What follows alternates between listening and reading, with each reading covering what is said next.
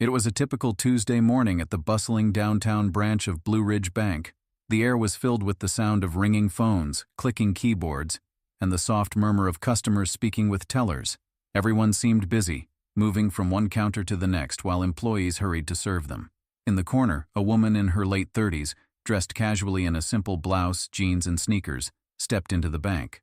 Her name was Clara, a poised, intelligent woman whose outward appearance did not hint at the incredible shift in power she was about to cause. Despite her understated look, Clara was more than just another customer. She was the new board director of Blue Ridge Bank, a position she had earned after years of working in the financial sector, breaking down barriers and proving her worth.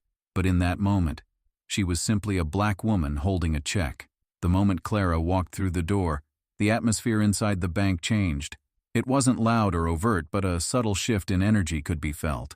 The tellers behind the counter exchanged glances.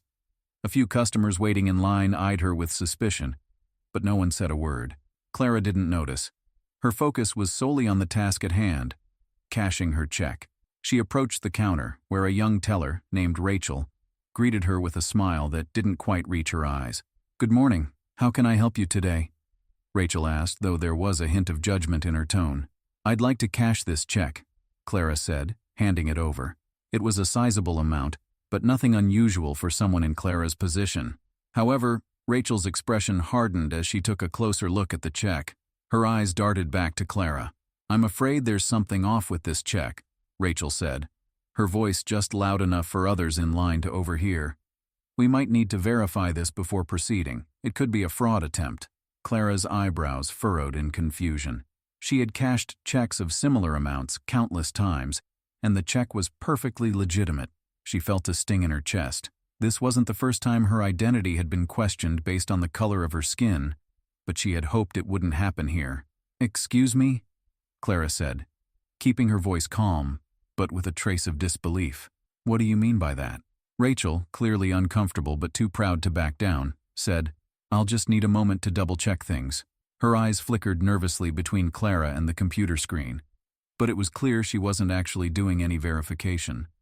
As Clara stood there waiting for Rachel to handle her request, a feeling of dread crept up in her. The awkward silence in the bank felt more suffocating than usual. She could almost hear the whispers of customers behind her. The silence in the bank grew thicker as Rachel continued to stall, tapping her fingers on the counter nervously. Clara stood there, her hands clasped in front of her, trying to remain composed.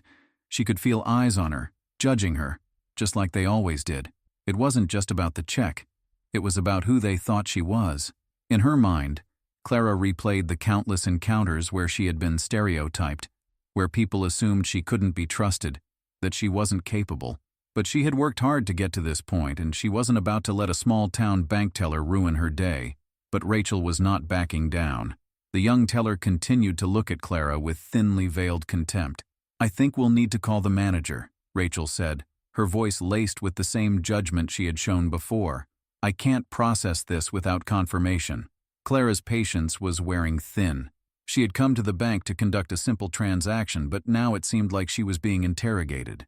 "Rachel, I assure you that there's no need to waste anyone's time. I'm simply here to cash this check. There's no reason to treat me like this." The bank lobby grew quieter, with some customers watching the interaction. Clara could see the subtle whispers starting to circulate. "I think it's a scam," a woman behind Clara murmured to her companion. "Look at her. She doesn't belong here." The word stung, but Clara didn't show it. She had been in these situations before, but this time was different. She knew Rachel's behavior wasn't just about the check. It was about racism, about prejudice, about assumptions based on skin color. "Excuse me," Clara said, her voice gaining strength. "I'm not a scammer. I've been a customer of this bank for years. You need to treat me with respect, and you need to handle my check promptly." She knew she had to make her point without escalating the situation too far. Rachel hesitated, her fingers still hovering over the keyboard. She clearly didn't want to let this go, but it was also obvious she didn't know what to do. Just then, the door to the bank opened and a tall figure stepped into the room. Jonathan Harris, the CEO of Blue Ridge Bank, the man who had personally appointed Clara to the board. His eyes scanned the room before landing on Clara. A small but genuine smile appeared on his face.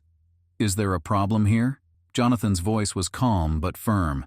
Everyone in the room fell silent as they recognized the bank's CEO. Rachel stiffened as Jonathan approached, clearly uncomfortable with the situation. She tried to smile, but it didn't quite meet her eyes. "Mr. Harris, there's a small issue with this customer's check. We're just double-checking things before we proceed," Rachel explained, her voice far less confident now. Jonathan raised an eyebrow, looking at Clara for a moment before turning his attention back to Rachel. "What issue? What exactly seems to be the problem here?" Rachel fumbled for a response, her eyes darting nervously between Jonathan and Clara. "It's just, I think this check might be fraudulent. I'm not sure if it's legitimate, and I need to make sure we're following proper protocol." Jonathan's expression shifted slightly, and his gaze grew colder. "Are you suggesting that this woman, standing right in front of you, is committing fraud?" The words hit like a thunderclap. Rachel opened her mouth to explain, but no words came out. Jonathan was a tall, imposing figure, and when he spoke, people listened. But it wasn't just his size that commanded attention. It was his unwavering sense of fairness, the strong belief in equality that he stood for as CEO of the bank. "I see," Jonathan said, his voice calm but carrying weight. "So, let me get this straight. You're accusing her of fraud based on what exactly? Her appearance? Her check? The color of her skin?" Rachel's face flushed, her earlier arrogance crumbling under Jonathan's scrutiny. "No, sir, I just thought—" "You thought wrong," Jonathan cut her off. "Clara is not just a customer. She is our new board director." Clara could see the shock on Rachel's face as the words settled in.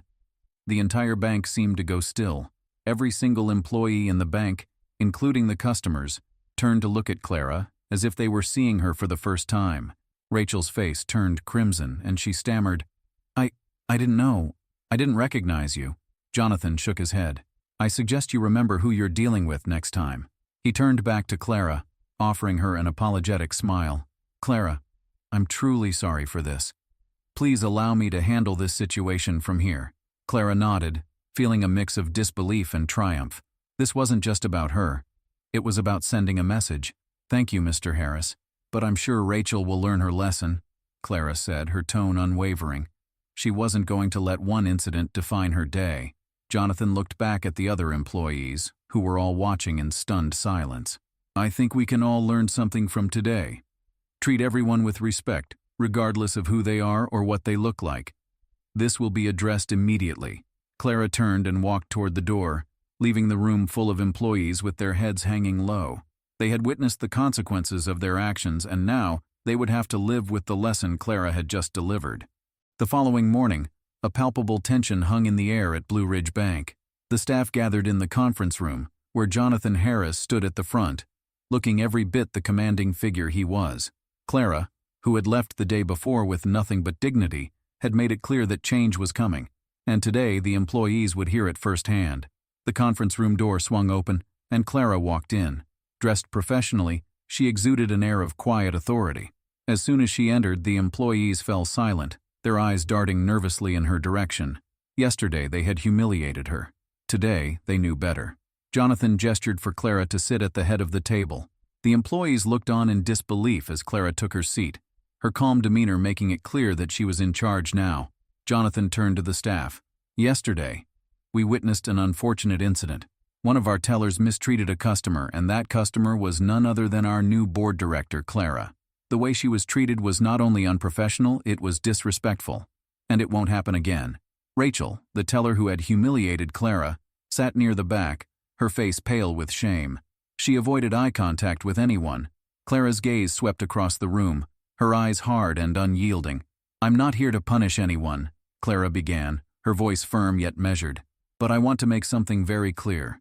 If you can't treat every customer with dignity and respect, regardless of their appearance or background, then you're in the wrong place. We don't tolerate discrimination here. Not now, not ever." The employees shifted uncomfortably in their seats. Clara's words were like daggers, piercing through the veil of complacency they had built around themselves.